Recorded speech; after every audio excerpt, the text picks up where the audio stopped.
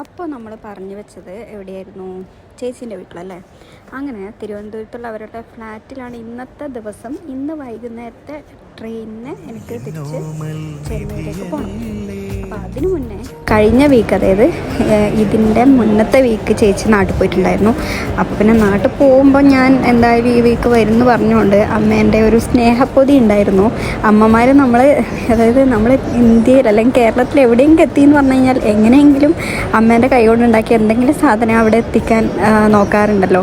അല്ലെങ്കിൽ ഇപ്പോൾ ആരെങ്കിലും നാട്ടിൽ വന്നു കഴിഞ്ഞാൽ അവരുടെ കയ്യിൽ ഒരു അച്ചാറെങ്കിലും കൊടുത്തു വിടാത്ത അമ്മമാരുണ്ടാവില്ല. പ്രവാസികൾക്ക് എല്ലാവർക്കും അത് മനസ്സിലാവുമെന്ന് വിചാരിക്കുന്നു.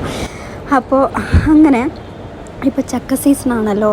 എൻ്റെ ഏറ്റവും ഫേവററ്റ് ആയിട്ടുള്ളൊരു ഫ്രൂട്ടാണ് ചക്ക. അപ്പോൾ ഈ വർഷം ഞാൻ ചക്ക തിന്നിട്ടേ ഇല്ല. ഇവിടെ ചക്ക കിട്ടും, നമുക്ക് പൈസ കൊടുത്ത് മേടിക്കാൻ പറ്റും, പക്ഷെ ഭയങ്കര പൈസയാണ്. അതുകൊണ്ട് അത്ര പൈസക്കൊന്നും എനിക്ക് എന്തായാലും ചക്ക വാങ്ങി തിന്നാനുള്ളൊരു മനസ്സിവിടെ ഇല്ല. അപ്പം അമ്മേൻ്റെ അടുത്ത് ഞാൻ എപ്പോഴും നാട്ടിൽ നിന്ന് ചക്ക തിന്നൊക്കെ വീഡിയോ ഒക്കെ കാണിക്കും. ഞാൻ അമ്മേനോട് പറയുന്നുണ്ട്, അമ്മ എനിക്ക് തിന്നാൻ കൊതിയാവുന്നു.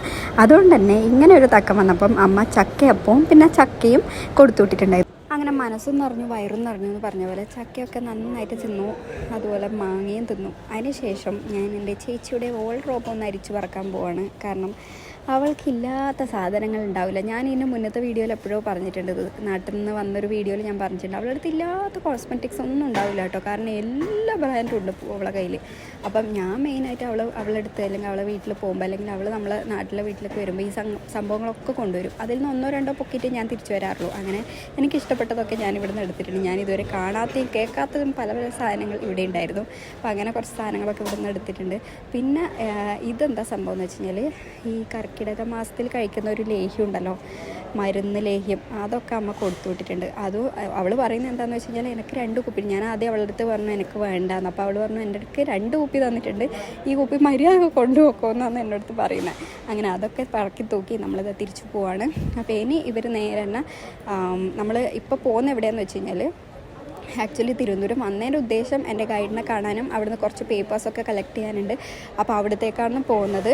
അവിടെ പോയി അതെല്ലാം കളക്ട് ചെയ്തതിന് ശേഷം നമുക്ക് ഡ്രസ്സ് എടുക്കാൻ പോകണം. കാരണം അടുത്ത മാസം എൻ്റെ അനിയൻ്റെ കല്യാണമാണ്. അടുത്ത മാസം നമ്മൾ നാട്ടിലേക്ക് പോകും. അപ്പോൾ അതിന് ഇവരൊക്കെ പോയി കഴിഞ്ഞ വീക്ക് ഡ്രസ്സൊക്കെ എടുത്തു, പക്ഷേ എനിക്കും കുഞ്ഞിപ്പൊണ്ണൊന്നും എടുത്തിട്ടില്ല. അതുകൊണ്ട് നമ്മളിത് ഇവിടുന്ന് നേരെ ഡ്രസ്സ് എടുക്കാൻ പോവാണ്. അങ്ങനെ നമ്മൾ സാരിയൊക്കെ എടുത്തു. ഇനിയിപ്പോൾ പോകേണ്ടത് റെയിൽവേ സ്റ്റേഷനിലേക്കാണ്. അങ്ങനെ ഇവരെന്നെ റെയിൽവേ സ്റ്റേഷനിൽ ഡ്രോപ്പ് ചെയ്ത് അവർ തിരിച്ചു പോയി. ഞാൻ നേരെ ചെന്നൈയിലേക്കാണ് പോകേണ്ടത്. അപ്പം അടുത്ത ചെന്നൈയിലെത്തിയിട്ടുള്ള വിശേഷങ്ങളൊക്കെ അടുത്ത വീഡിയോയിൽ കാണിക്കാം കേട്ടോ. അപ്പോൾ അടുത്തൊരു നല്ല വീഡിയോ ആയിട്ട് വരുന്നവരെ ബൈ ബൈ.